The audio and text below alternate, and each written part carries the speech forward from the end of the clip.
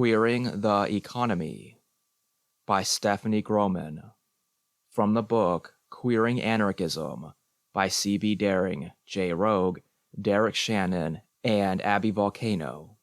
This text retrieved from theanarchistlibrary.org.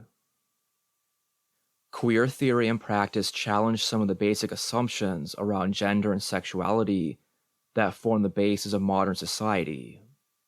They question the idea that human beings throughout history have fit neatly into the categories of male and female, both physically and in their social selves, and that heterosexuality is a normal and natural way of sexual expression. Queer theory shows that gendered identities, as well as sexualities, are not fixed and natural, but rather that they are socially constructed, fluid, and changeable, both socially and with regard to physical bodies. Gender and sexuality in this view are not something we are born with, but something we do, or perform, on a daily basis. Queer politics therefore calls for a subversion of fixed identities such as man, woman, straight, homosexual, and so on, by exploring individual performances that break out of these categories altogether. As a result, queer practice can mean a lot of different things, from cross-dressing to S&M, from making visible intersexual or transsexual identities to DIY pornography. The goal is not to create new categories to label people, but to show that the categorization of individuals is repressive and violent as such. Most of all, the dominant heterosexual binary of male and female. Critiques of queer politics typically point out that this focus on the individual deconstruction of identity categories neglects the material conditions that the dominant gender binary is based on. In this article, I would like to explore some of the ways these material conditions, what is commonly referred to as the economy, relate to gender and sexuality, and what queer politics can mean on the level of concrete economic practice. My basic argument here is that the connection between economic practice and gender goes much deeper than issues like sexism or homophobia in the workplace, or the persisting pay gap between men and women. While these forms of oppression doubtlessly exist, they are not random aberrations of an otherwise egalitarian economic system, as the market liberals claim, or a historical residue of hundreds of years of patriarchy. On the contrary, the heteronormative, hierarchical two-gender system in its current form is a result, rather than a predecessor, of modern capitalism. One of the basic assumptions of queer theory is that categories like male and female are not the same for all societies at all times. In fact, as theorists like Thomas LaCure have pointed out, the heterosexual gender binary as we know it has only been around for a few hundred years. Its emergence in Western society coincides with that of another category that, in this form, did not exist before, that of the economy as a specific sphere that is separate from all other aspects of society, such as politics or the family. Only a few centuries ago, when most people lived subsistent lives in larger social units, such as extended families and village communities, it would hardly have occurred to anyone to refer to some of the things that needed doing as economical as opposed to non-economical. At the same time, while no doubt the domination of men over women has a history of at least a few thousand years, until the advent of what we now call capitalism, people did not consider men and women to be fundamentally different creatures. Women were considered somewhat less for men, similar to slaves, and in a thoroughly hierarchical society like the feudal system of the Middle Ages, had their place below their fathers and husbands. It was not, however, assumed that by virtue of their sex, that they had particular characteristics that men had not, and vice versa. The advent of capitalism fundamentally changed these circumstances by creating the economy as a separate sphere, disconnected from other aspects of life. In a massive wave of expropriation, millions of peasants were forced off their land and made to work in factories that were located somewhere other than where they lived. thereby creating the now common distinction between the workplace and the home. The traditional social structures thus destroyed, the new system created a new form of gender relations. While it was the men who went to earn a wage, women were supposed to stay in the home, look after the kids, and provide the necessary regeneration for the working male, so he could turn up for work the next day. Of course, this gendered allocation of roles was always a more ideological than actually existing one, just as today, women from poor backgrounds, or without a male breadwinner in the house, still have to flock into the factories by the thousands. As an ideology, however, it was powerful enough to create the binary, heterosexual gender system as we know it today. The New World Order began to sweep up larger portions of the population. From an ever earlier age, men and women were trained into their respective roles. The world of wage labor, based on the market ideology of individual interest and cutthroat competition of all against all, required individuals who were rational, calculating, aggressive, and competitive. The world of the home, on the other hand, needed to be populated by people who would be gentle, manageable, emotionally supportive, and nurturing. This resulted in the gender division of labor, which excluded women from wage labor, put almost all economic resources into the hands of men, and confined women to the home, thus making them entirely dependent on marriage as a means of economic survival. This dependency on women's resulting vulnerability to male violence has been among the main issues for feminist movements over the last centuries. Their struggles result in at least a partial inclusion of women in the labor market, and thus relative economic independence. This inclusion, of course, was not achieved for all women in the same degree, as divisions by race and class became more obvious within the feminist movements. While it was acknowledged, however, that black and working class women, as well as lesbians and transgender persons, were excluded from full economic participation in multiple ways, the market liberal point of view regarded these forms of oppression as just another obstacle on the way to full inclusion. That this inclusion, in market liberal terminology, equal chances, was the goal, largely appeared to be self-evident. However, despite at least 2 centuries of feminist struggles, the gendered hierarchy within the capitalist economy seems strangely resilient to attempts at equality that want to include women in the male sphere of wage labor. Not only are women underrepresented in certain areas, particularly higher wage jobs, while at the same time still bearing the bulk of responsibility for reproductive work, also any sector of wage labor women enter into automatically becomes dequalified and devalued.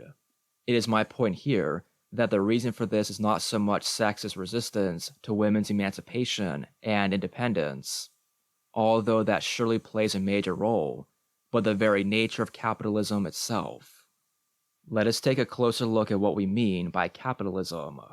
Traditional Marxists, as well as some anarchists, tend to focus their critique of capitalism on the exploitation of the working class by capitalist elites.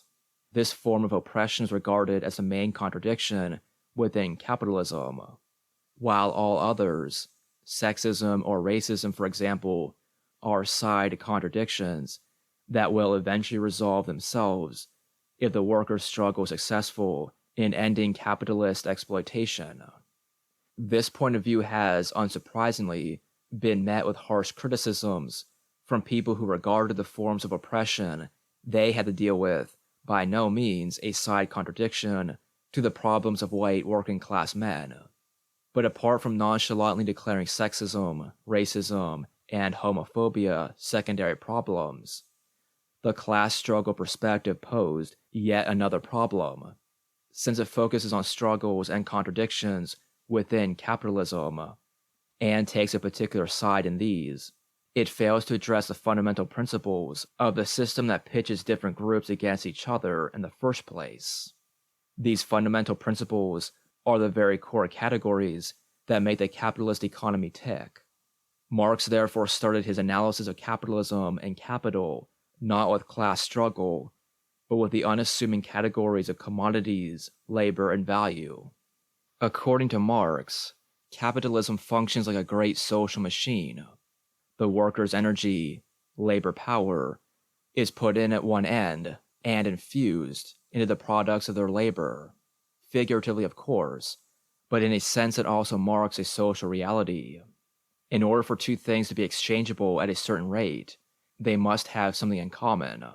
Otherwise, how could one say a car has the same value as, for example, two motorbikes? What they have in common is that both are the products of human labor, and the amount of labor that goes into a product determines its exchange value. While the workers thus spend their energy to produce value, they, on the other hand, have to buy back the very products of their labor from those they sold their time and energy to. During this cycle, a certain amount of imagined energy is siphoned off and creates surplus value, which is the whole point of capitalist production. The meeting of human needs is, if anything, a byproduct, but certainly not the purpose of this machinery. Traditional Marxism, as well as socialist feminism, has mainly focused on the appropriation of surplus value by the capitalists as the core problem, while anarchism has emphasized the hierarchical and violent nature of this process.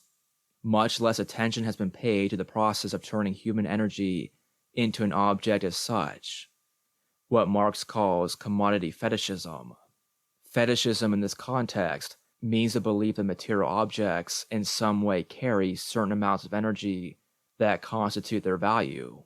This belief does not have to be consciously held. It is enough if people act as if it were true. This way, all products of human labor can be related to each other as quantities of value, while the producers at the same time are separated from each other and do not organize production according to any kind of conscious agreement, but instead according to the invisible laws of the market. This way, the circuit of labor and exchange comes to seemingly exist as an independent system from the social relations existing outside of it. At the same time, this system requires subjects that will readily conform to the behavior required by the market: competition, a commitment to growth at all costs, and the domination of nature. Not coincidentally, this subjectivity is more or less congruent with the modern notion of masculinity. The white, Western white-collar worker is the full embodiment of this generic masculinity that, at the same time, has come to be the blueprint for generic humanity as such. At the same time, not all human behavior can be organized in terms of market relations, least of all the kind of nurturing that is necessary to continually reproduce labor power. Consequently, all that cannot be expressed in terms of value becomes literally devalued and feminized, while at the same time, it is a necessary precondition for the value circuit to exist. Despite its best efforts, the value circuit has never been completely able to incorporate each and every aspect of human life into the logic of commodity exchange.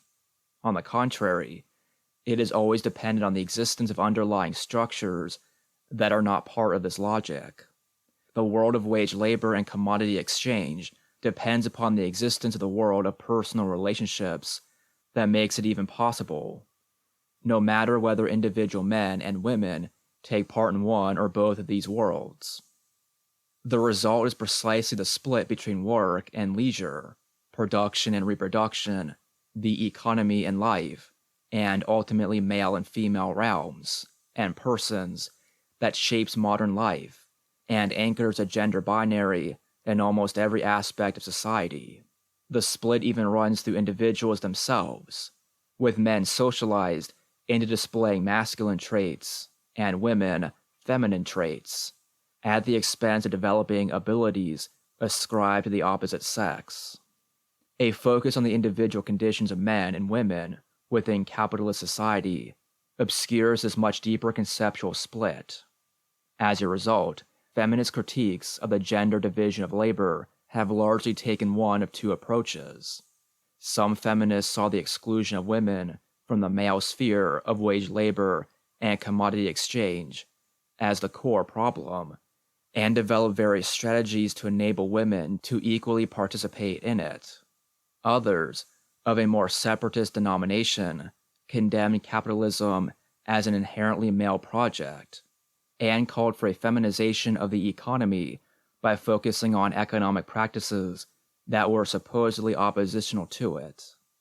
In this latter category, we find, for example, feminist theories of gift economies as an alternative to commodity exchange, which, according to these theorists, constitute a feminine economy based on nurturing and care, rather than competition and violence. Both traditions, those that want women to fight their way into, and those that want them to opt out of the male capitalist project, while offering important insights into the gender nature of economic practice, do not, however, challenge the very distinction between male commodity exchange and female economies of giving, and the persistent hierarchy between the two. Even though women in the Western world have, to a degree, managed to enter the male world of wage labor, they remain distinctly disadvantaged compared to their male colleagues, while at the same time, the emotional work of reproduction still rests mainly on their shoulders. Although both men and women now have more opportunity than 100 years ago to escape their assigned economic roles, an option that, for some reason, seems more appealing to women than to men, the gender distinction between the roles, or what could be called the heterosexual economic matrix, remains firmly in place. The reason for this, I would suggest, is not only the resilience of sexism to struggles for equal opportunities, but also the fact that the heterosexual binary is built into the capitalist economy to such a degree that it is impossible to overcome without overcoming capitalism itself. In other words, a queer critique of capitalism based on an analysis of commodity fetishism would do the following. It would have to recognize that the heterosexual matrix, based on the gender division of labor, is not so much an extension of patriarchy into capitalism, but rather a genuine product of it. Capitalism does not only assign men and women different roles within its realm, it also creates the modern notion of masculine and feminine. This is done by splitting the circuit of value production and exchange from the social relations it is embedded in.